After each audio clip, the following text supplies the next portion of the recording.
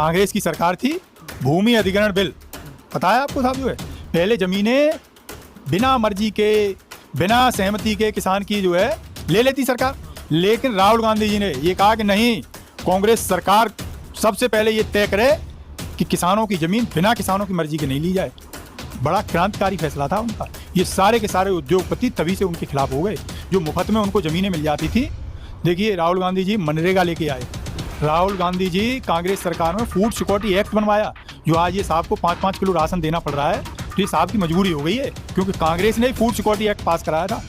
गरीब बच्चे पढ़ने से न रह जाएं, राइट टू एजुकेशन, ये राहुल गांधी जी की देन है। लेकिन ये गोदी मीडिया है, उनके बारे में इतना दुष्प्रचार। बीजेपी लोगों को मीठा जहर परोस रही है साहब। आप देखिए, पहले तो इन्होंने घर घर सिलेंडर पहुंचवा दिया, एक स्कीम ले आए, उसके तहत हर गरीब के घर में सिलेंडर पहुंचा दिया। फिर इनकी चालाकी देखो जो है, फिर इन्होंने शुरू किया कि साहब हम आपके खाते में जो सब्सिडी के पैसे हैं ये डाल देंगे।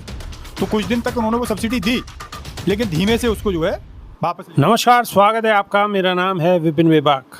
हमारे साथ सुमित यादव कांग्रेस के नेता मौजूद हैं। स्वागत है साहब जी। नमस्ते। राहुल गांधी के ओबीसी नेतृत्व भागीदारी न्याय सम्मेलन कल ताल कटोरा स्टेडियम में हुआ है और राहुल गांधी के कई वीडियो वायरल हैं, जिस वीडियो में वो कहते सुनाई दे रहे हैं कि मुझे ओबीसी के बारे में पहले जानकारी नहीं थी, पिछड़े वर्ग के बारे में, कि वो किन किन समस्याओं से जूझ रहे हैं, लेकिन अब मुझे जानकारी हुई है और मैं इनकी आवाज़ उठाऊंगा। क्या क्या कहा है राहुल गांधी ने, थोड़ा दर्शकों को विस्तार से बताइए। देश के ऐसे इकलौते नेता हैं राहुल गांधी जी, जो अपनी कमी को दर्शकों के नहीं, पूरी भरी भीड़ में स्वीकार कर लेते हैं कि हाँ, हमारी तरफ से ये जो है गलती रही। तो कल उन्होंने कहा है कि मैं समझ नहीं पाया था, लेकिन अब समझ गया हूँ कि इस देश का जो उत्पादक वर्ग है, उस उत्पादक वर्ग को तो उत्पादन की कीमत नहीं मिल रही। और सीधा सीधा उनका इशारा था किसानों के लिए, कि किसान जो पैदा करता है उसकी जो लागत आती है, कभी कभी तो ऐसी परिस्थिति बन जाती है कि वो लागत भी नहीं निकल पाती उसकी। तो उनका क्लियर ये कहना था कि हम इस देश में जाति जनगणना कराएंगे, और जनगणना कराने के बाद जो हमारे पास आंकड़े आएंगे, उससे पता लग जाएगा कि किसानों की शैक्षणिक स्थिति क्या है, आर्थिक स्थिति क्या है, राजनीतिक स्थिति क्या है। तो जो ये एक्सरे होगा, जो MRI होगा समाज का, उस डाटा को कलेक्ट करके जो है सॉफ्टवेयर में स्टोर करके नहीं रखेंगे, उसके ऊपर हम काम करेंगे। और आपको ये आश्वासन दिलाना चाहते हैं कि आप बिल्कुल हमारे पे भरोसा कीजिए, जिस दिन हम सरकार में आएंगे, और ये जब तक हम सरकार में नहीं आ रहे हैं तब तक मोदी जी को भी मजबूर करते रहेंगे कि आपका हित अब वो नहीं कर पाए। लेकिन एक वीडियो उनका और भी वायरल हो रहा है, जिसमें वो कहते सुनाई दे रहे हैं कि मोदी जी नथिंग, कुछ नहीं। बिल्कुल, अरे ऐसा हवा बना रखा है कि जैसे महामानव हूँ। वो एक बार तो कह भी चुके हैं साहब कि मैं नॉन बायोलॉजिकल हैं। अरे किसे मूर्ख बना रहे हो साहब जो है। लेकिन राहुल गांधी का ये कहना, मतलब उससे तात्पर्य क्या है? अरे उससे तात्पर्य है भाई, कुछ नहीं है। मोदी जी खोखले हैं अंदर से। जितना कैमरे पे वो ज्ञान देते हैं ना साहब, कोई लिखता कोई और है और पढ़ते ही हैं साहब उसको। तो हम तो नहीं मिले कभी मोदी जी से, वहाँ जो लोग बैठे। राहुल गांधी ने तो कहा है ना स्पष्ट तौर पे कि मैं 3-4 बार मिल चुका हूँ, मुझे जानकारी हो चुकी है, नथिंग मोदी जी, कुछ नहीं। बिल्कुल बेबाकी से कहा है उन्होंने कि अब पहले वो नहीं मिले थे मोदी जी से तो वो नहीं समझ पा रहे थे, लेकिन जब से वो LOP बने, सदन में विपक्ष के नेता बने, उसके बाद 3-4 बार उनकी मीटिंग हुई है। तो आप ये जान लीजिए, राहुल गांधी जी को बहुत नॉलेज है। राहुल गांधी जी जब किसी चीज़ के बारे में स्टडी करते हैं तो बिल्कुल उसकी डीप में जाते हैं। अच्छा, एक बात और भी कही है उन्होंने, वो भी वायरल हो रही है। उन्होंने कहा कि आप मेरे बारे में शायद नहीं जानते, लेकिन मेरी बहन से मेरे बारे में पूछ लीजिए कि अगर मैं किसी काम के पीछे अड़ गया तो मैं पीछे नहीं हटता, उसे पूरा करके ही मानता हूँ। तो सही कहा है उन्होंने। इसका प्रमाण आप देख लीजिए, कांग्रेस की सरकार थी, भूमि अधिग्रहण बिल, पता है आपको साहब, जो है पहले ज़मीनें बिना मर्जी के, बिना सहमति के किसान की जो है ले लेती सरकार। लेकिन राहुल गांधी जी ने ये कहा कि नहीं, कांग्रेस सरकार सबसे पहले ये तय करे कि किसानों की ज़मीन बिना किसानों की मर्जी के नहीं ली जाए। तो राहुल गांधी जी ही जो है, बड़ा क्रांतिकारी फैसला था उनका। ये सारे के सारे उद्योगपति तभी से उनके खिलाफ हो गए, जो मुफ्त में उनको ज़मीनें मिल जाती थी। देखिए, राहुल गांधी जी मनरेगा लेके आए, राहुल गांधी जी कांग्रेस सरकार में फूड सिक्योरिटी एक्ट बनवाया, जो आज ये साहब को 5-5 किलो राशन देना पड़ रहा है। तो ये साहब की मजबूरी हो गई है, क्योंकि कांग्रेस ने फूड सिक्योरिटी एक्ट पास कराया था। गरीब बच्चे पढ़ने से न रह जाएं, राइट टू एजुकेशन, ये राहुल गांधी जी की देन है। लेकिन ये गोदी मीडिया उनके बारे में इतना दुष्प्रचार करता है। यादव, एक और भी सवाल है और उम्मीद है कि थोड़ा सा दर्शकों को जवाब आप जरूर देंगे। राहुल गांधी बीजेपी से लड़ रहे हैं या पूरी कांग्रेस लड़ रही है?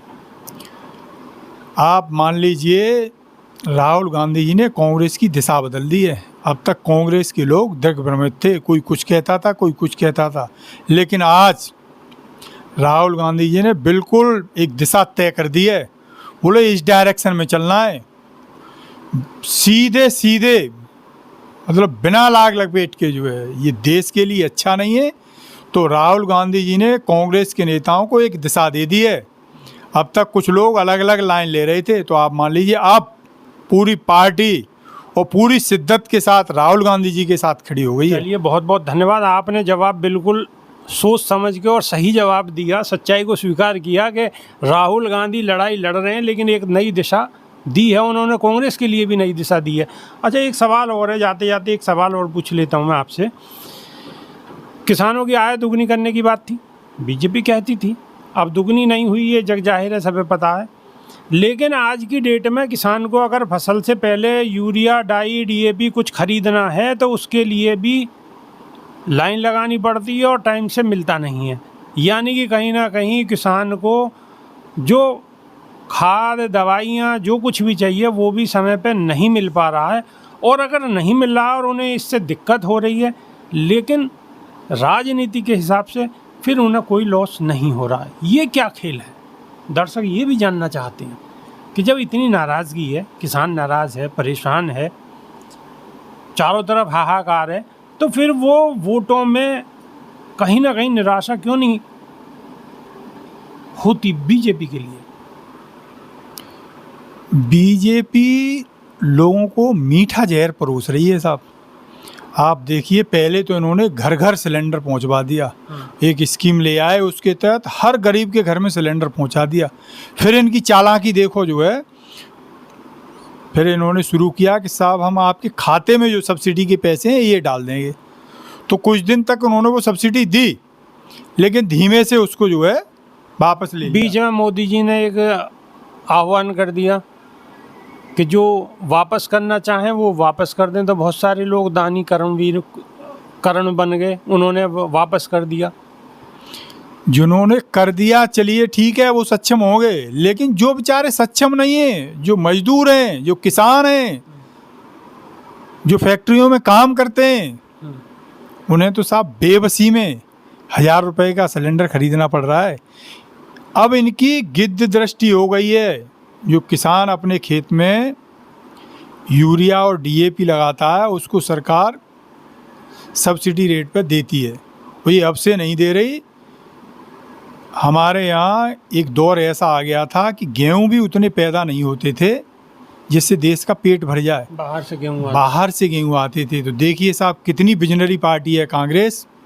हरित क्रांति लेके आई, उस टाइम पे कई यूनिवर्सिटी खोली, तो वहाँ अच्छे अच्छे बीज पैदा हुए। ये तय किया गया कि हम किसान को ये मुफ्त में देंगे, शुरू में मुफ्त में दिए, फिर सब्सिडी रेट पर दिए।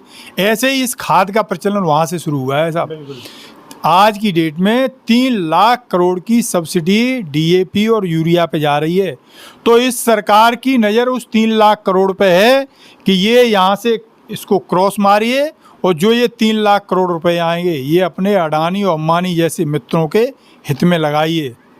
लेकिन सरकार को हम आगाह कर रहे हैं आपके चैनल के माध्यम से, किसी गलतफहमी मत रहना आप। इस देश का किसान जो है बहुत ज़्यादा नहीं झुकता है। हाँ, थोड़ा बहुत कंप्रोमाइज़